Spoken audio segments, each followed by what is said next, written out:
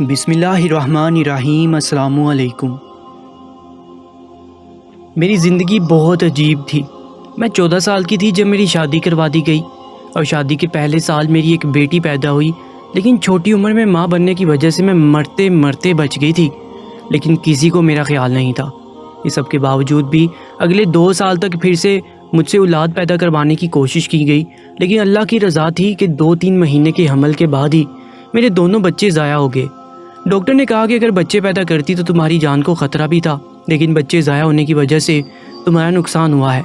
اپنے شوہر کو کہو کہ اس طرح تم سے بچے پیدا نہ کروائے، 2 سال تک تمہیں آرام کرنے دے۔ لیکن میرے شوہر کو مجھ سے کوئی لگاؤ نہیں تھا، وہ مجھ سے عمر میں 15 سال بڑا تھا۔ اس نے تو مجھ سے شادی صرف بچے پیدا کرنے کے لیے کی تھی۔ میں دن رات روتی رہتی تھی، سوچتی تھی کہ کیا کروں، کیسے جان چھوٹے گی۔ اگر اس دفعہ میں پھر سے امید سے ہو جاتی تو پھر میری جان بھی چلی جاتی، اور بھی میری چھوٹی سی بچی کا خیال کون کرتا، کیونکہ میرے علاوہ کسی کو بھی اس کی پرواہ نہیں تھی۔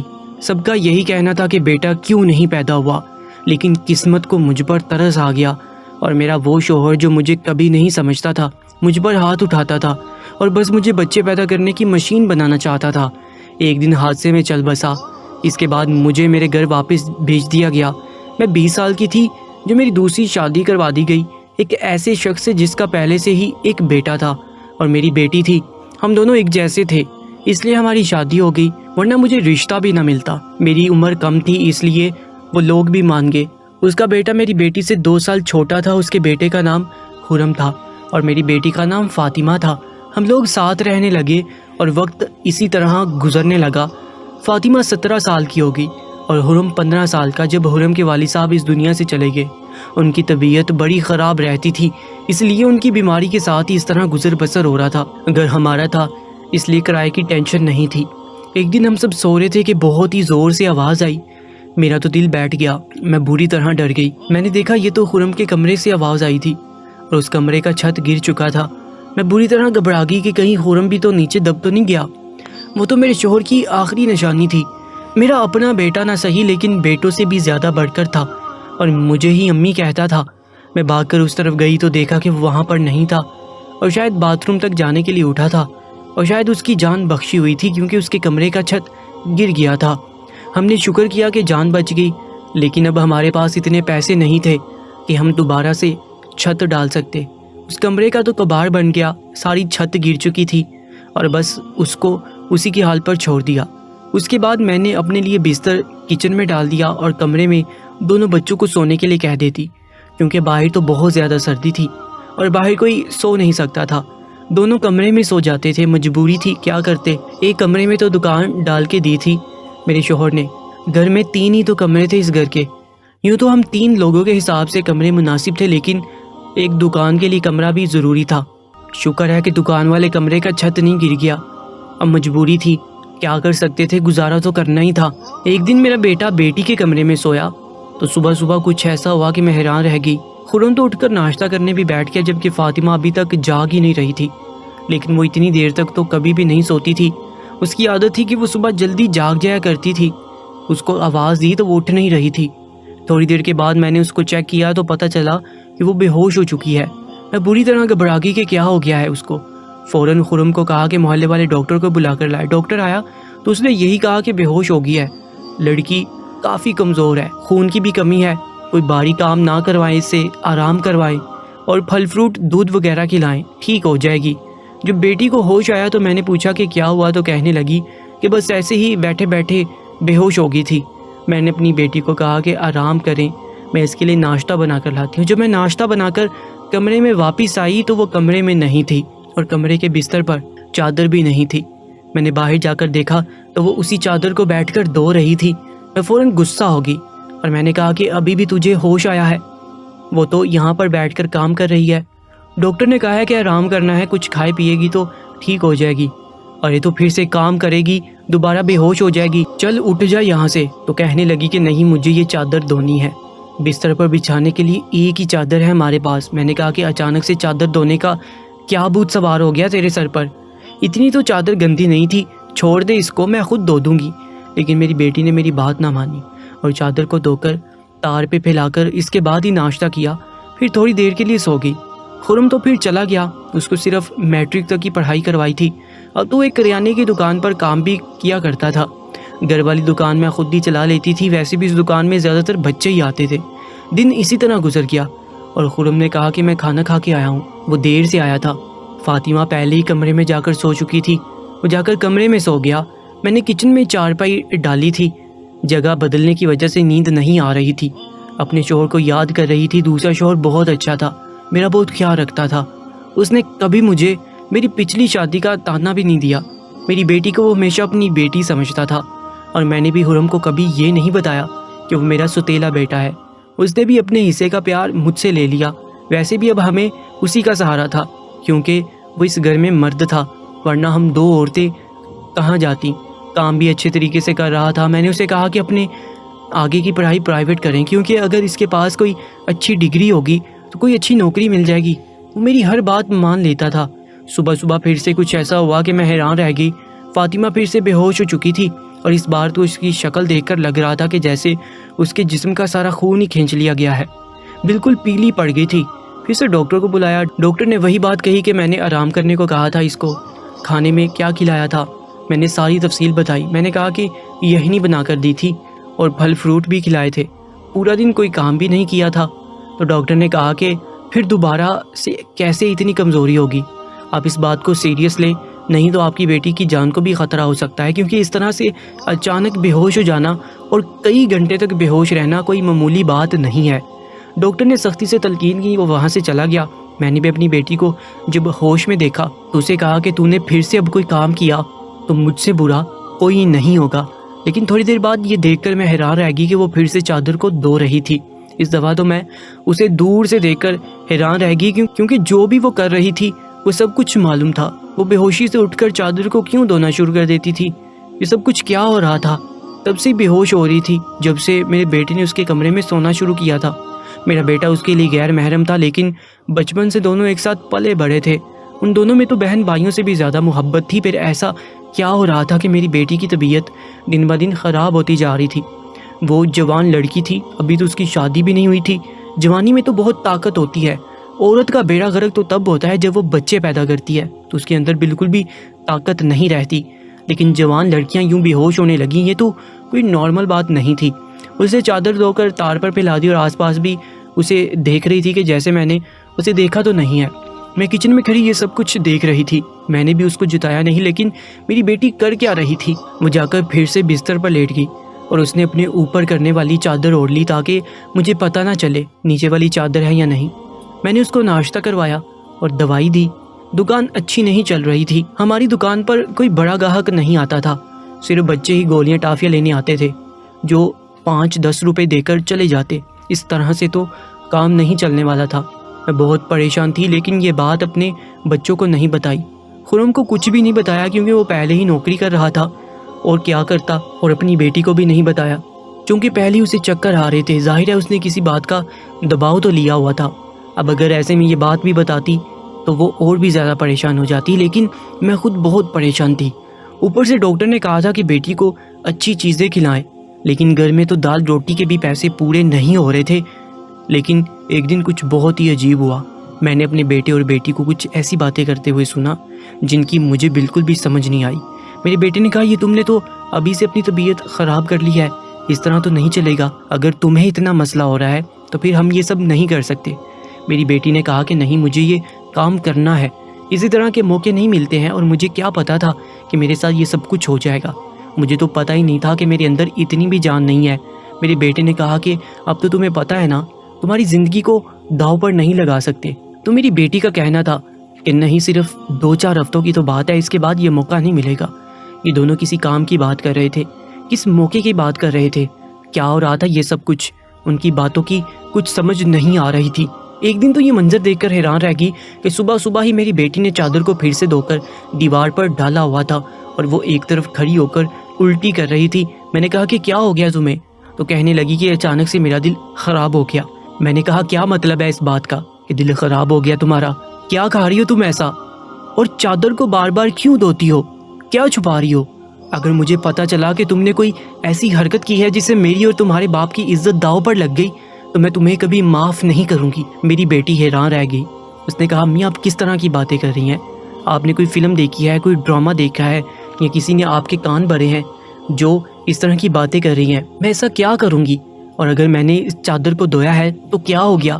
گندی ہو گئی تھی تو دھو دی میں نے. اور آپ کو پتہ ہی ہے کہ اس دن میری طبیعت خراب ہے, دوائیاں کھانے کی وجہ سے میرے پیٹ میں بھی پرابلم ہو رہی ہے. اگر مجھے الٹی آ گئی تو اس کا اور کوئی مطلب نہیں ہے. میری بیٹی مجھ سے کس طرح سے بات کر رہی تھی, میں نے اس کے منہ پر تھپڑ دے مارا اور وہ زمین پر گر گئی. وہیں پر میرا بیٹا بھی آ گیا, اس نے کہا کہ امی آپ کیا کر رہی ہیں, آپ نے اس پر ہاتھ کیوں اٹھایا؟ تو میں نے کہا ہاں میں نے مارا ہے, اچھا کیا ہے, مجھ کو اس پر ہاتھ اٹھانا چاہیے تھا, لیکن ابھی میں پوری طرح سے بات کی تہہ تک نہیں پہنچی ہوں.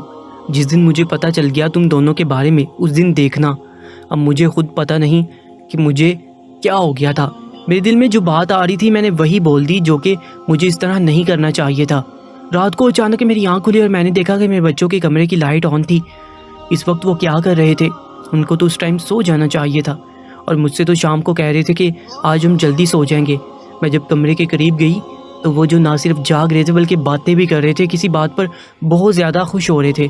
میرا بیٹا کہہ رہا تھا کہ تم تو بہت خوش قسمت ہو. تو وہ کہنے لگی کہ ہاں خوش قسمت ہوں, لیکن ابھی کل پھر میری طبیعت خراب ہو جائے گی. امی کو پریشان دیکھ کر اچھا نہیں لگ رہا ہے, ان کو کیا کہیں, یہ کس وجہ سے طبیعت خراب ہو رہی ہے. میں ان کی باتیں سن کر حیران رہ گئی. آج مجھ سے رہا نہیں گیا. میں نے کمرے کے دروازے کو کھولنے کی کوشش کی تو مزید حیران رہ گئی. انہوں نے دروازے کو اندر سے بند کیوں کیا تھا؟ کیا وجہ تھی دروازہ بند کرنے کی؟ کیا ضرورت تھی؟ ویسے بھی اب موسم بدل رہا تھا, ان کو دروازہ کھول کر سونا چاہیے تھا. میں نے دروازے پر بار بار دستک دینا شروع کر دی, لیکن اس طرح سے دستک دینے کے باوجود بھی ان لوگوں نے دروازہ کھولنے میں آدھا گھنٹہ لگا دیا. اور اس کے بعد جو میں نے کمرے میں دیکھا تو ان کے علاوہ کوئی بھی نہیں تھا, اور وہ دونوں ایسی شکل بنا کر بیٹھے تھے کہ جیسے نیند سے جاگے ہیں. میں نے کہا کہ جھوٹ نہیں بولا کرو, تم لوگ جاگ رہے تھے اور باتیں کر رہے تھے. انہوں نے کہا کہ ہم کیوں اس ٹائم جاگیں گے اور باتیں کیوں کریں گے, ہمارا کون سا کل پیپر ہے جو ہم تیاری کر رہے تھے, ہم لوگ تو سو رہے تھے. مجھے ان دونوں کی حرکتیں سمجھ نہیں آ رہی تھی. میرے پاس بولنے کے لیے کوئی بات ہی نہیں تھی, کیونکہ وہ دونوں تو ایسے ہی بیٹھے تھے جیسے نیند سے جاگے ہیں. اس کے بعد میں نے ان کو کچھ نہیں کہا اور وہاں سے چلی گئی, لیکن میں سمجھتی تھی کہ کوئی نہ کوئی گڑبڑ ضرور ہے, یہ دونوں مجھ سے کوئی بات چھپا رہے ہیں. میں یہ دیکھ کر حیران رہ گئی کہ ایک دن میری بیٹی کے بازو پر نیل کے نشان بھی تھے. یہ تو زخم کے نشان تھے. سمجھ نہیں آ رہی تھی کہ اسے کیا لگا تھا. میں نے اسے پوچھا تو اس نے کہا کہ چھری لگی ہے, لیکن چھری انگلی پر لگتی ہے, بازو پر نہیں, اور وہ بھی اتنی دفعہ. میری بیٹی مجھ سے کوئی نہ کوئی بات چھپا رہی تھی. کبھی بے ہوش ہو جاتی تھی, کبھی اس کے جسم پر عجیب و غریب قسم کے نشان ہوتے تھے, اور کبھی اٹھ کر اپنے بیڈ کی چادر دھونے لگ جاتی تھی اور مجھے کمرے میں جانے نہیں دیتی تھی. کبھی میرے بیٹے سے عجیب باتیں کرتی تھی, اور طبیعت اس کی آج کل ویسے ہی خراب رہتی تھی. میرا دماغ جس طرف جا رہا تھا اس طرف سوچنا نہیں چاہتی تھی. میری غلطی تھی. میں آگ اور پانی کو کیوں ایک ساتھ رکھا؟ مجھے ایسا نہیں کرنا چاہیے تھا. میں نے سوچ لیا کہ مجھے کیا کرنا ہے. مجھے دین کی بہت اچھی سمجھ تھی. جب سگے بہن بھائی کو اسلام نے 10 سال کی عمر میں یہ حکم دیا کہ ان کا بستر الگ کر دو, تو پھر میں کیسے ستیلے بہن بھائی کو ایک ہی کمرے میں سلا رہی تھی؟ یہ میری غلطی تھی, سراسر میری غلطی تھی. جب سگے کے معاملے میں یہ حکم ہے تو ستیلے کا تو سوال ہی پیدا نہیں ہوتا تھا. جب ہم دین کے خلاف جائیں گے تو مسائل تو پیدا ہوں گے ہی. جس قسم کے خیالات میرے ذہن میں آ رہے تھے, اگر وہ خدا نہ خواستہ سچ ہوئے تو پھر سارا کا سارا قصور میرا ہے. اب میں اپنے بیٹے اور بیٹی پر نظر رکھتی تھی. ایک دن میرا بیٹا بیٹی کو کوئی چیز لا کر دے رہا تھا. میں ان کی بات سننے لگی. اس نے کہا کہ یہ دوائی ہے تمہارے مسئلے کے لیے جو تمہیں ڈاکٹر دے رہا ہے, تمہارا مسئلہ ٹھیک نہیں ہوگا اس سے, یہ دوائی لے لو تو سب کچھ ٹھیک ہو جائے گا. اس نے میری بیٹی کو چھپا کر کوئی گولیاں دی. میں پریشان ہوگی کہ کس چیز کی گولیاں دے رہا ہے, کون سا مسئلہ ہے جو یہ دونوں حل کرنا چاہتے ہیں, اور اس کے بارے میں مجھے نہیں پتا. اور یہ دوائیاں کچھ عجیب سی کیوں لگ رہی ہیں؟ میری بیٹی نے بھی وہ دوائیاں فوراً سے پکڑ لی اور ان کو اپنے دوپٹے کے پلو میں چھپا لیا. بیٹے نے کہا کہ رات کو سونے سے پہلے کھا لینا, تو پھر اگلے دن تم بے ہوش بالکل بھی نہیں ہوگی. اور 2-3 دن تک تو ہماری بیٹی واقعی بے ہوش نہیں ہوئی, لیکن اس کے بعد شاید اس کی وہ گولیاں ختم ہوگی اور ایک دن بعد پھر سے وہ بے ہوش پڑی تھی. میرا بیٹا بھی گھر پر نہیں تھا, اس لیے میں نے آج فائدہ اٹھانے کے بارے میں سوچا. میں نے بہت احتیاط سے وہ چادر اپنی بیٹی کے نیچے سے کھینچ لی اور اس کو طریقے سے فولڈ کر کے اپنے کمرے میں لے آئی. مجھے کھول کر دیکھنا تھا کہ اس پر ایسا کیا لگا ہوتا تھا جس کی وجہ سے میری بیٹی صبح اٹھتے ہی دھونا شروع کر دیتی, اور یہاں تک کہ اپنی بیماری کا بھی خیال نہیں کرتی. اسے دوائی لینے سے زیادہ اس بات کی ٹینشن ہوتی ہے کہ پہلے میں اس چادر کو دھو لوں. جب میں نے چادر کو کھول کر دیکھا تو پہلے تو مجھے کچھ نظر نہیں آیا, لیکن جب میں نے غور کیا تو یہ دیکھ کر حیران رہ گئی کہ اس چادر پر سفید سفید بال تھے اور پوری چادر بالوں سے بھری ہوئی تھی۔ مجھے سمجھ نہیں آئی کہ یہ کس چیز کے بال ہیں، کیونکہ یہ بالکل سفید اور چھوٹے چھوٹے بال تھے۔ میں حیران ہو گئی، لیکن مجھے بات سمجھ نہیں آئی۔ میں سوچتی رہی کہ یہ سب کچھ کیا ہے، کس نے کیا ہے، اور یہ بال کس کے ہیں۔ بیٹے اور بیٹی کی حرکتوں پر نظر رکھ رہی تھی، اس لیے سارا کچھ اپنے دماغ میں سوچ رہی تھی، لیکن میں کسی نتیجے پر نہیں پہنچی۔ پھر میری بیٹی کو یہ پتہ چل ہی گیا کہ چادر میں نے دیکھ لی ہے، تو وہ میرے پاس آ کر بیٹھ گئی اور کچھ عجیب سی گھبرائی ہوئی نظر آنے لگی۔ اس کے بعد میں نے اسے پوچھ لیا کہ کیا بات ہے، کیوں پریشان لگ رہی ہو؟ تو اس نے کہا کہ امی وہ چادر آپ نے کہا کہ وہ تو میں نے دھو کر ڈال دی ہے، تمہاری طبیعت خراب تھی، تمہیں اتنا وہم ہو رہا تھا تو میں نے خود ہی دھو دی۔ میری بیٹی جانے لگی تو میں نے اس کا ہاتھ پکڑ کر اسے روک لیا اور میں نے کہا کہ میں سب کچھ دیکھ چکی ہوں، اس چادر پر جو بھی لگا ہوا تھا مجھے بتا دو کہ یہ سب کچھ کیا ہے، کیونکہ میرے دماغ میں برے خیالات ہی آ رہے تھے۔ میری بیٹی نے مجھے ایسی بات بتائی کہ میرے قدموں تلے سے زمین نکل گئی۔ میری بیٹی نے مجھے بتایا کہ جیسا آپ سمجھ رہی ہیں ویسا بالکل بھی نہیں ہے، دراصل ہم نے دیکھ لیا تھا کہ اس گھر کے حالات اچھے نہیں چل رہے، گھر کی دکان چل نہیں رہی تھی اور بھائی بھی کچھ خاص پیسے نہیں کما رہا تھا، لیکن ہمیں ایسا کوئی کام نہیں مل رہا تھا جو ہم لوگ کر پاتے۔ بھائی کے ایک دوست نے اس کو ایک کام دیا، دراصل اس نے کچھ بہت ہی نسلی قسم کے خرگوش رکھے ہوئے تھے جو کہ 3 سے 4 کی تعداد میں تھے، لیکن ان کو سنبھالنا اس کے بس سے باہر تھا، کیونکہ اس کے ماں باپ گھر سے کہیں گئے ہوئے تھے، وہیں ان کو سنبھالتے تھے۔ اس لیے اس نے ہم کو ان خرگوشوں کو سنبھالنے کا کام دیا اور اس کام کے بہت سارے پیسے دیے۔ دراصل بھائی بھی پورا دن وہیں پر ہوتا تھا، لیکن رات میں بھائی نے آرام کرنا ہوتا تھا، اس لیے وہ ان خرگوشوں کو کمرے میں لے آتا تھا اور میں ان کو سنبھالتی تھی۔ انہی کے بال صبح چادر پر لگے ہوئے تھے جس کو فوراً دھو دیتی تھی، کیونکہ ہمیں پتہ تھا کہ آپ کو اس طرح کی چیزوں سے بہت زیادہ نفرت ہے اور ہم آپ کو یہ سب کچھ بتانا بھی نہیں چاہتے تھے کہ ہم یہ سب کام کر رہے ہیں۔ اور مجھے بعد میں پتہ چلا کہ مجھے ان خرگوشوں سے الرجی ہے، جس کی وجہ سے میں صبح بے ہوش ہو جاتی تھی۔ بھائی نے مجھے جو دوائی لا کر دی وہ بھی اسی حوالے سے تھی تاکہ میری الرجی کم ہو جائے۔ ان کے بھائی کا وہ دوست بہت امیر ہے اور وہ اس کام کے بہت زیادہ پیسے دے رہا تھا، وہ دن کے ہمیں 4000 دے رہا تھا اور اب یہ کام ختم ہو گیا ہے۔ اس کے ماں باپ واپس آ گئے ہیں اور ہم نے اتنے پیسے بنا لیے ہیں کہ ہم اس کمرے کا چھت بھی دلوا سکتے ہیں اور گھر کا کچھ راشن بھی لے سکتے ہیں۔ ہمیں پتہ ہے کہ آپ کو پالتو جانور پسند نہیں ہے، اس لیے ہم نے آپ کو یہ بات نہیں بتائی تھی، لیکن آپ نے تو نہ جانے کیا کیا سوچ لیا، ہم پر اتنا شک کیا۔ اس دن آپ نے جو باتیں کی وہ ہمارے دماغ میں تیر کی طرح جا کر لگی تھی۔ میں جانتی ہوں کہ وہ میرا سوتیلا بھائی ہے، لیکن وہ میرے سگے بھائیوں سے بھی بڑھ کر ہے۔ اس نے ہر بار صرف ہمارے بارے میں ہی سوچا ہے، جبکہ دیکھا جائے تو ہم اس کے کیا لگتے ہیں۔ اس کا باپ تو اس دنیا سے جا چکا ہے اور اس کے اپنے رشتہ دار بھی ہیں جو کہ ہم سے بہت زیادہ امیر ہیں، وہ ان کے ساتھ جا کر بھی تو رہ سکتا ہے۔ اس کے چچا بھی زندہ ہیں، لیکن وہ پھر بھی ہمارے ساتھ رہتا ہے کیونکہ ہمیں اکیلا نہیں چھوڑنا چاہتا۔ اس دن اگر وہ کمرے میں ہوتا تو شاید ابھی تک زندہ بھی نہ ہوتا، اس کے سر پر چھت گر جاتی، جبکہ اس کے رشتہ داروں کا گھر ہمارے گھر سے بہت بڑا ہے، لیکن وہ پھر بھی ہمارا ساتھ دیتا ہے، ہمارے لیے سب کچھ کرتا ہے۔ پورا دن وہ کام کرتا تھا، رات کو میں اس کی مدد کرتی تھی۔ وہ کہتا تھا کہ وہ رات میں بھی یہ سب کچھ کر لے گا، لیکن پھر بھی میں اس کی مدد کر رہی تھی۔ مجھے یہ سن کر بڑا افسوس ہوا کیونکہ میں نے واقعی بہت زیادہ غلط بات سوچ رہی تھی، اتنی زیادہ غلط بات کہ جو بالکل بھی مجھے سوچنی نہیں چاہیے تھی۔ ہم نے یہ بات خرم کو نہیں بتائی اور میری بیٹی نے بھی اسے نہیں بتایا کہ مجھے ساری بات کا پتہ چل گیا ہے، کیونکہ اب یہ کام ویسے بھی ختم ہو گیا تھا اور میں اس کی نظروں میں اور زیادہ گرنا نہیں چاہتی تھی۔ اس نے کمرے کا چھت دلوا دیا اور اب ہمارے گھر کا کمرہ بھی ٹھیک ہو گیا۔ آہستہ آہستہ ہم نے بہت محنت کی، اس نے پڑھائی کی، اس کی نوکری لگی، میری بیٹی نے بھی گھر میں بچوں کی ٹیوشن پڑھانا شروع کر دیا۔ ہمارے حالات پہلے سے بہتر ہونے لگے اور آہستہ آہستہ اتنے بہتر ہو گئے کہ ہمارے گھر میں کوئی تنگی نہیں تھی، کیونکہ ہماری اپنی دکان تھی، دکان سے بھی روزانہ کے کھانے پینے کے پیسے نکل آتے تھے۔ باقی دونوں بچوں کی جو تنخواہیں آ رہی تھیں ان کو ہم جمع کر رہے تھے، کیونکہ مجھے اب ان کی شادی بھی تو کرنی تھی۔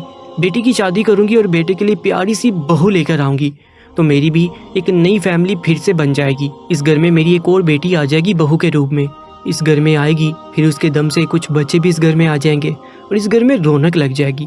میرے ساتھ زندگی نے بہت برا کیا، لیکن اچھا یہ کیا کہ مجھے بہت زیادہ نیک اولاد دی، چاہے وہ اولاد میری اپنی تھی یا پرائی۔ میرے دونوں بچے ہی ماشاءاللہ بہت زیادہ نیک اور محنتی ہیں، اس بات کو سمجھتے ہیں کہ ابھی ان کے محنت کے دن ہیں، ہاتھ پر ہاتھ رکھ کر نہیں بیٹھ سکتے کیونکہ ان کے سر پر باپ نہیں ہے اور میں بھی کچھ خاص کر نہیں سکتی۔ ان کو اس بات کا احساس ہے اور یہ واقعی بہت بڑی بات ہے۔ آج ہم ساتھ بھی ہیں اور خوش بھی، اور اللہ کا شکر ہے کہ سب کچھ ٹھیک ہے۔ شکر ہے خدا کا کہ وہ سب نہیں تھا جو میں سمجھ رہی تھی، لیکن ایسا ہو بھی سکتا تھا۔ اگر ایسا ہوتا تو میں کہاں جاتی؟ ہم چاہے کسی کو کتنا ہی سزا کیوں نہ سمجھ لیں، جو خدا کا حکم ہے وہی حکم ہمیں بجا لانا چاہیے۔ میرے بچے سمجھدار ہیں اور ان کے دل میں ایسی کوئی بات نہیں ہے، لیکن پھر بھی میں ایسی ماں کو نصیحت کروں گی کہ اس معاملے میں سخت احتیاط کریں اور وہ غلطی نہ کریں جو میں نے کی ہے۔ مجھے دونوں کو ایک کمرے میں رکھنا نہیں چاہیے تھا، کیونکہ جو نہ ہوا وہ بھی ہو سکتا تھا، اور اگر وہ ہو جاتا تو سب ختم ہو جاتا۔